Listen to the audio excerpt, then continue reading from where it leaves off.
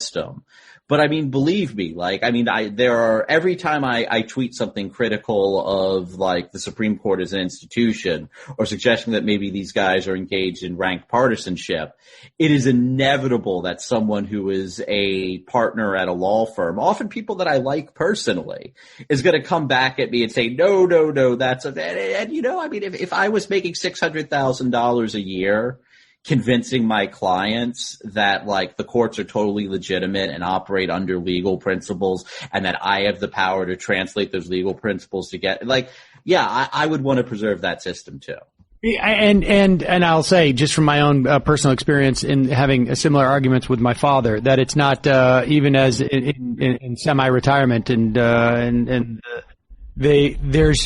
you're part of a clergy in their mind. And so, it's basically saying like, this whole God concept I'm a little shaky on, and they don't want to hear that.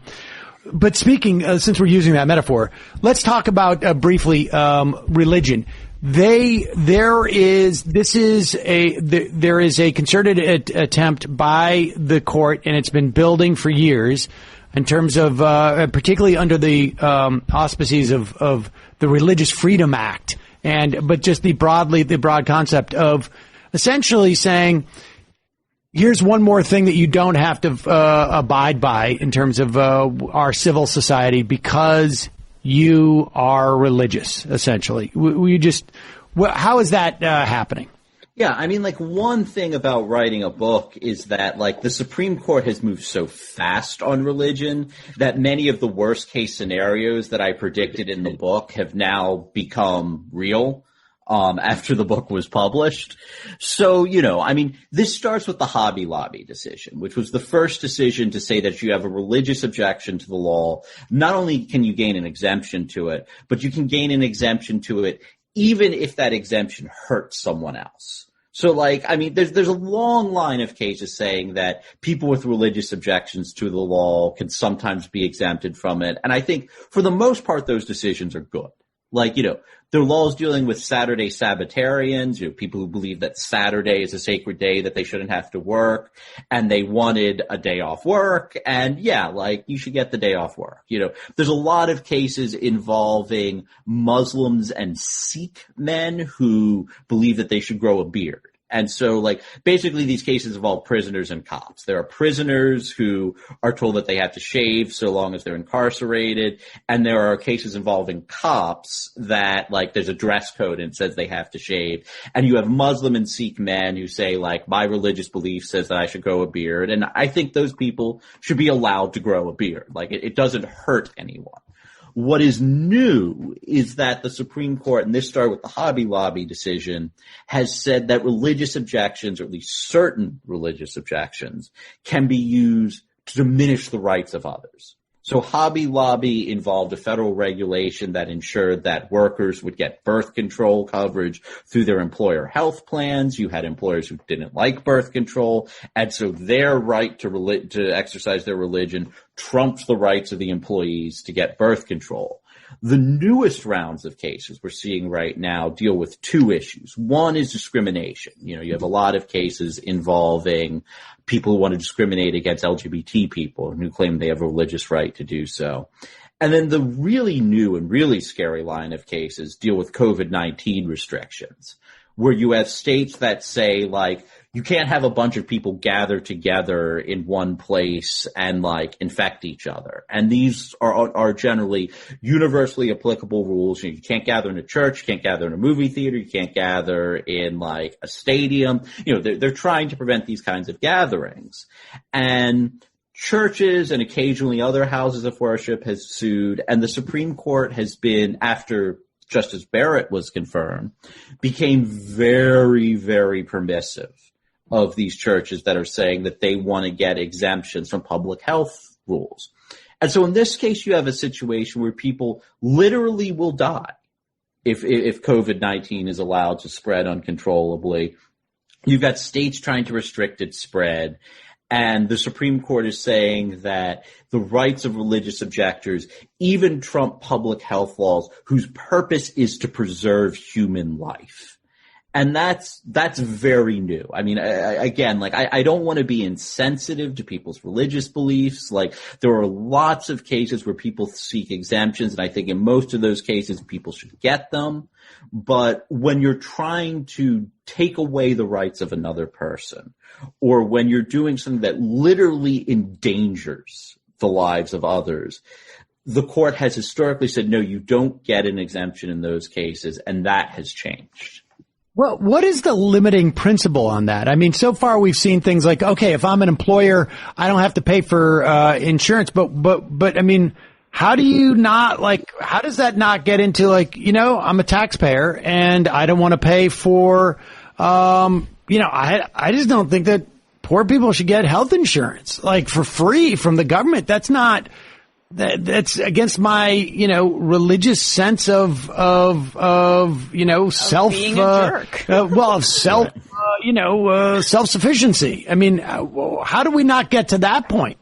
Yeah, I mean, I worry that there isn't a limiting principle. I mean, the Supreme Court has said that taxes, you can't claim a religious right not to pay taxes. And so, the court's moved significantly to the right since it said that. So we'll see if that principle stands. I mean, the other thing that I'm afraid of is that the limiting principle might be, which faith do you belong to?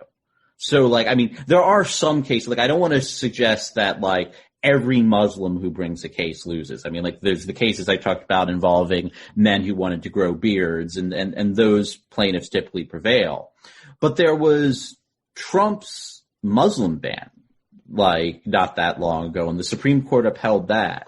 There was a decision that the Supreme Court backed away from after a huge backlash, including from prominent members of the religious right. But there was a decision a few years ago where a state said that if you were on death row and you were Christian, you were allowed to have a Christian pastor present during your execution. But if you were Muslim, you were not allowed to have an imam, a member of the Muslim clergy, present. And that was just blatant religious discrimination. You're not allowed to say, if you're this faith, you get this, and if you're this faith, you get less. And the Supreme Court said that was fine. And they've since backed away. There was an enormous backlash, and they decided that was a hill that they don't want to die on. But the pattern I've seen from this court is that they have a tremendous amount of sympathy when it is a Christian plaintiff seeking some sort of religious accommodation, and very little sympathy to, members of other faiths. And that's especially troubling. If you're not willing to apply the rules universally to everyone, then we're not even talking about a constitutional regime. Then you're talking about something approaching Christian nationalism. We're not going to have time for Chapter 4, which is the right to sue, but I want to have you back on that. That is a big bailiwick of mine. I go to this tort conference a couple of times a year, and the access to the courts hugely important. But we are signing them away in arbitration clauses. We're signing them away in the silos of labor and consumer protections and worker protections and all sorts of things. But I want to be able to ask you this sort of general question. What do you think? How aggressive is John Roberts going to be in pushing these things? Are you, when you assess where they're at, 4 months, 5 months, I guess 6 months into a 6-3 dynamic, without a lot of, reason to believe that's going to change, right? I was going to ask you, do you think Breyer should retire yesterday or 6 months ago or somewhere in between? But I get the sense I know the answer. But how fast do you think Roberts is going to go? Just purely as a court observer and with a sense of maybe a vague insight into what Roberts' agenda is. How fast are they going to go in imposing this type of, in many instances, radical agenda? Yeah, part of the problem is that it's not up to Roberts anymore. It's Kavanaugh and Barrett are now emerging as the median justices on the court, and both of them are well to Roberts' right. So, everything depends right now on whether we can convince Brett Kavanaugh or Amy Coney Barrett to like hold their fire. And I mean, the question of how fast they're going to go, I'm not sure. Like, I was surprised that they seemed to be holding their fire on everything but religion after Biden took office. Like, there's a big abortion case that they were asked to hear months ago, and they've just been sitting on it. Like, they haven't turned it away, but they haven't agreed to hear it either, and that's surprised me. I mean, I was expecting, especially given Justice Barrett's passion for, you know, abolishing Roe v. Wade, that like that was something they would do right away. There was a guns case that they sat on for a little while, and then they just agreed to hear a big guns case. So like they seem to be accelerating their pace somewhat. I think that there's going to be a lot of bad election law cases that come down because we're entering a redistricting cycle, and so there will inevitably be lawsuits about, I mean, some of the justices think that in states where you have a Republican legislature and a Democratic governor, the governor may not be allowed to veto a bill. And like those lawsuits are going to be brought, the court's going to have to resolve them. There's a big Voting Rights Act case in front of the Supreme Court now. I was worried that they were going to get rid of the Voting Rights Act potentially in its entirety within that case. Based on the oral argument, I think they're likely to be more incremental.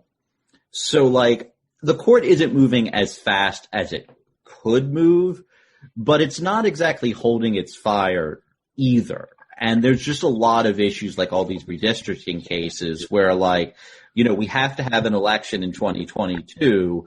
People have to know what the maps are, and so they can't avoid those cases. Right.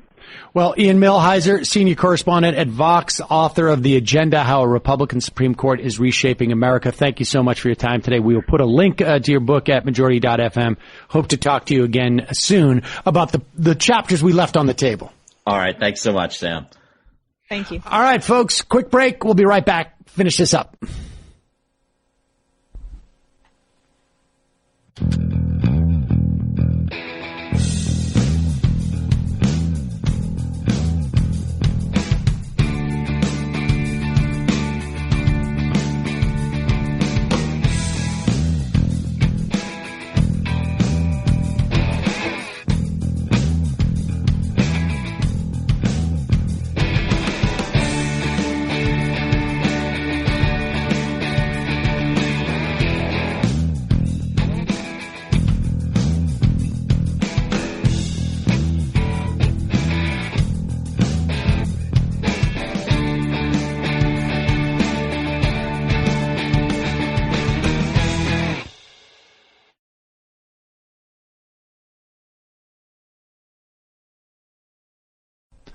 We are back.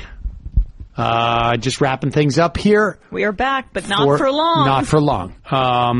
I can't recommend reading Ian Millhiser's book enough, or going back and just listening to some of the interviews that we've done. The things like the non-delegation clause and their doctrine and Chevron doctrine, and these issues are going to be really prominent in your daily lives, and you will never hear about them really in any of your news outlets because it's just too boring for people. And that's why I like to talk about it so much. We'll be back tomorrow, Friday, and that's exciting. Yeah. Right. See you then. All right. We're still here. It is Thursday, folks. You know what that means. We're heading into the fun half. Just a little teaser for tomorrow. Tomorrow on the program, we are going to have I don't know, a breaking format. Usually the second guest we have on a Friday. Yeah, I guess we're breaking format. The second guest on a Friday is usually like somebody who's, you know, funny or amusing or mildly amusing. Right. And maybe talking about, TV or film or something like that. All of that type of stuff. And We just got this as the first IM. On Sunday, the trial of Stephen Donziger will start. Please look into it. His heroic story of legal activism is nothing short of unbelievable. The entire USA legal system, both public and private, are trying to crush him in retaliation when he successfully sued the oil mega corporation Chevron for nearly $10 billion on behalf of the people